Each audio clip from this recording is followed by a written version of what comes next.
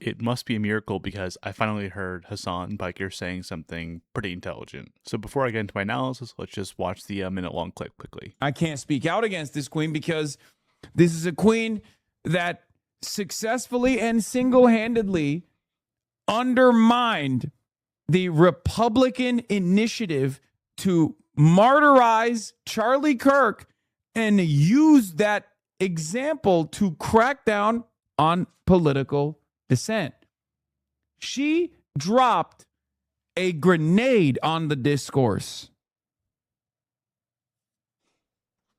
You understand?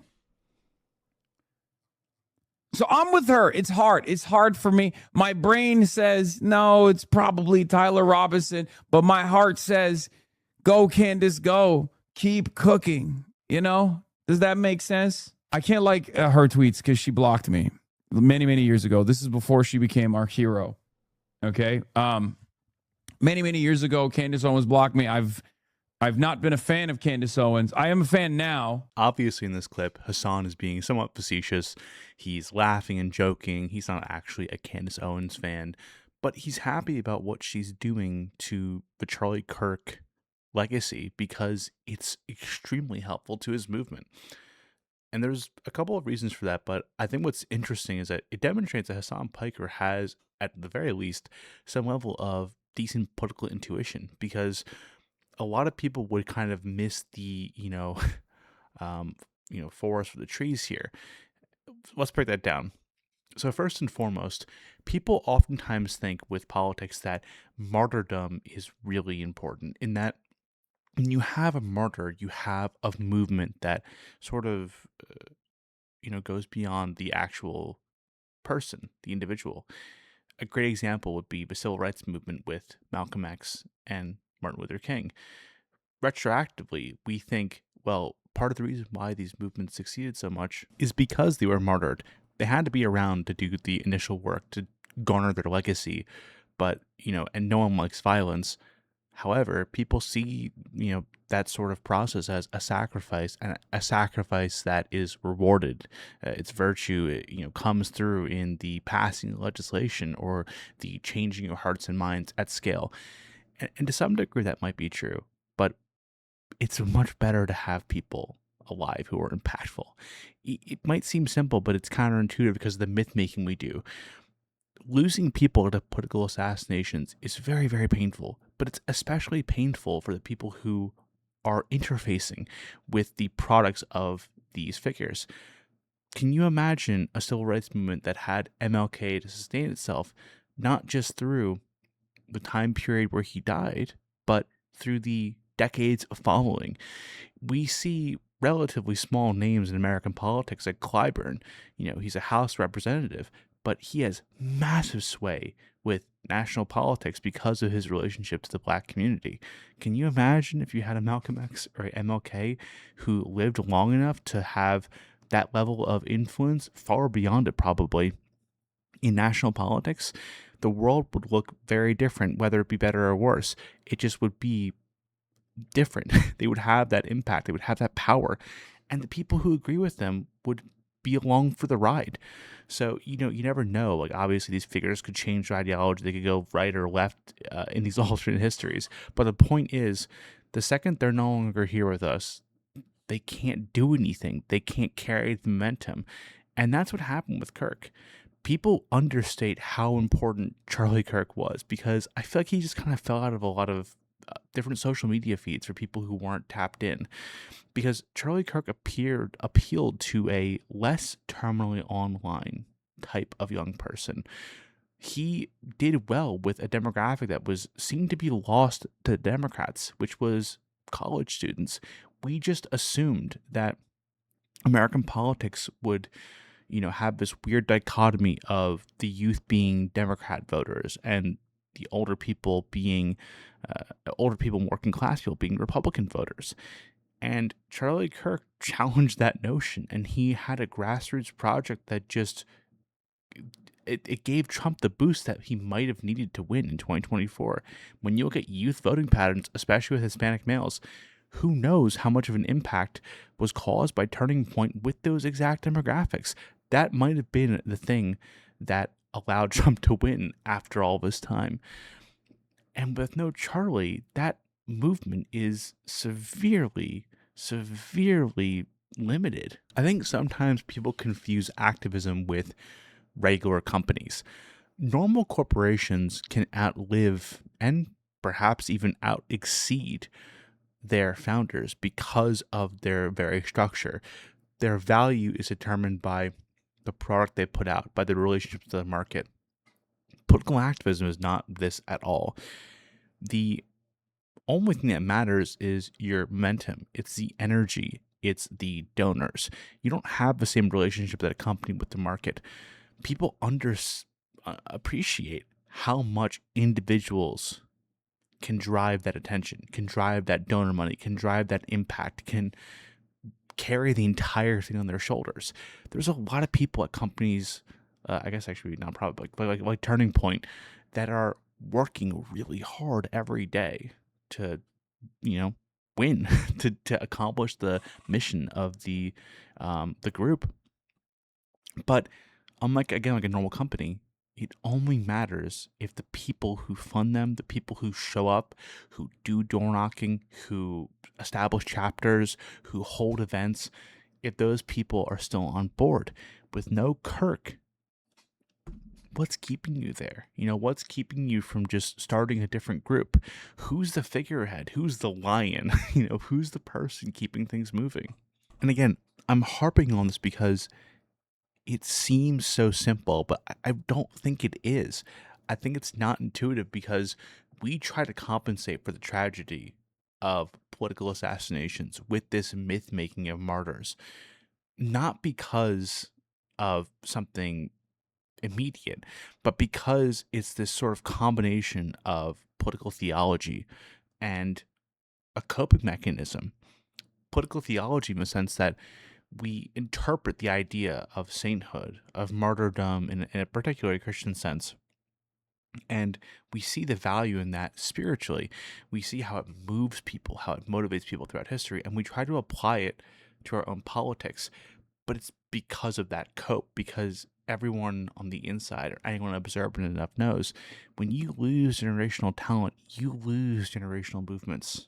You have to have someone else pick it up, and it's usually a different organization that comes along at that point if they can even recover that unity, that momentum. And we've seen since Charlie Kirk dying, look at the right shatter. Look at the Groypers, look at Candace Owens, look at the different types of reactionaries, the Andrew Wilsons of the world. These guys are all shooting around kind of at random. And people took for credit that someone, a figure like Charlie Kirk, he helped keep the right a lot more unified at the top level. He seemed to just, he couldn't appreciate it perhaps when he was here, but that was undeniably what was occurring when he was, because, take him out of the picture and look at the fracturing. So when Hasan talks about this, when Hasan mentions that he's a fan of Candace for doing this, it it demonstrates he gets the game. He understands that at a meta-political level, the people you have, the thought leaders, the movement leaders, these are the people that matter. These are the people who move things. And I think his fixation on Zoran is similar in that he, maybe not explicitly, but at least intuitively knows, like Charlie Kirk, Zoran Mamdani is this generational political talent who is able to sustain a movement himself. He's able to carry a reputation himself. I think you see a great example of this with the blatant propaganda you see of him on Twitter, where every other week you get different, blasts from, random Democrat delivers accounts and whatever, talking about some great thing he did. And at least in the first year, 9 out of 10 times it was an Adams, era piece of legislation that just got tacked onto his name. And it doesn't matter though, because you could do that for any politician and it never usually sticks, even for important politicians. But with Mamdani, he's developed the brand, he's developed the momentum, the political energy, he's a cult leader in, political theological terms. And I don't mean that negatively, I just mean that in like a factual sense. So people like Hasan, no, this is the guy who has, in Zoomer terms, the motion. This is someone who establishes the movement and brings it forward.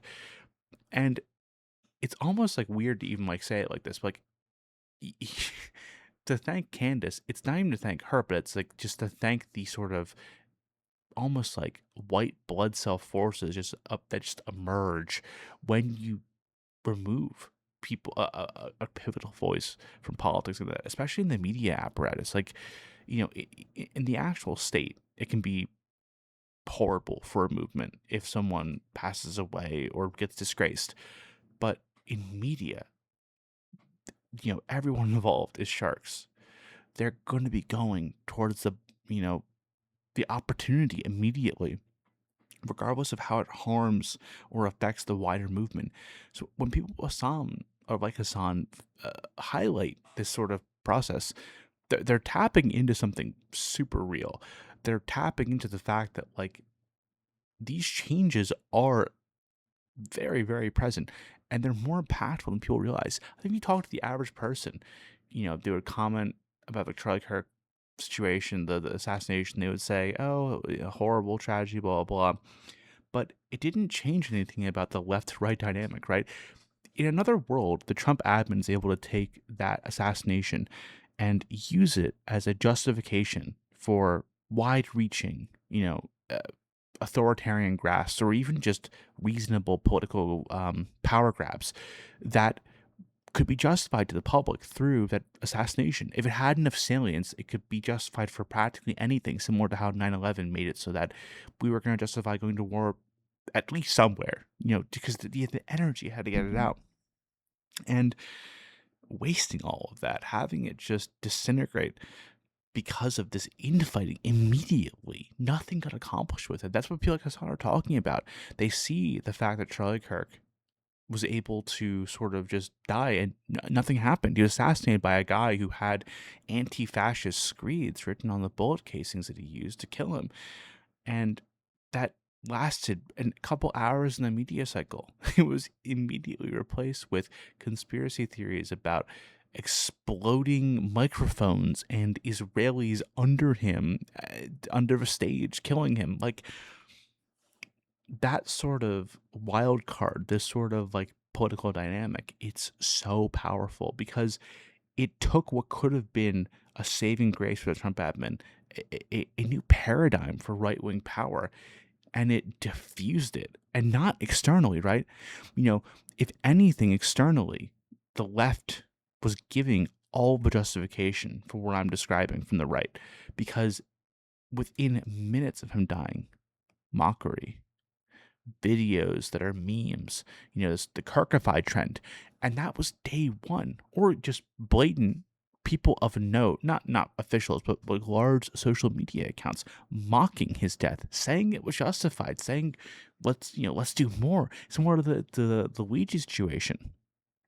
That is, could you get better conditions if you're on the right to just go ham after that? And it didn't matter. They couldn't help themselves from fracturing. They couldn't help themselves from enabling Candace Owens, right? Because if you had enough people, she could be suppressed, she could be disgraced, whatever. But no, there's enough people who were down with the program, but that just happened, and we had to just watch it.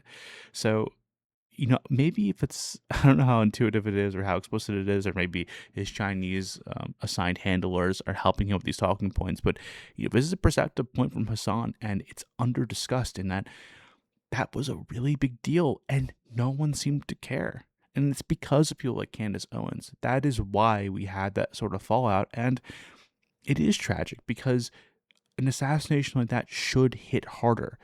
No matter what you thought about Charlie Kirk and his policies, this was a guy who did not deserve to die. And the fact that we just had this massive force assassinated and really didn't cause much outrage, and people were able to move on, and the right was able to get decimated in a lot of ways because of it, with, again, no consequences for the left broader so far, and probably won't be in perpetuity now, because the whole concern is about how did he die in the most insane conspiracy oriented ways. And I don't know. It's a really huge thing that's going on in American politics right now, but it's just not being talked about, I feel. So just wanted to highlight this clip and, demonstrate that a broken clock can still be right. And to be more conscious where I'm concerned too, I feel like Hasan are becoming more aware of how the political game works at a meta level, which does matter. It matters more than anything. It's just hard to effectuate on it. It's hard to analyze that. But as people like him get more aware of the meta level, it's going to get harder for liberals in America, because if liberals are struggling with anything right now, it's fighting on the meta level. It's being too discreet. It's being too in the weeds. It's being too incapable of fighting with people outside of your faction. So I think liberals should probably take the time right now with like these sort of statements to marinate on, well, how do we stop more of this? How do we actually fight on these grounds? How do we recognize that these guys get the game? They understand that disruption is key, and how do we fight that? So that's what I want to say in this video. Agree, disagree, comment below. Thanks for watching, and yeah, I'll see you guys tomorrow. Peace out.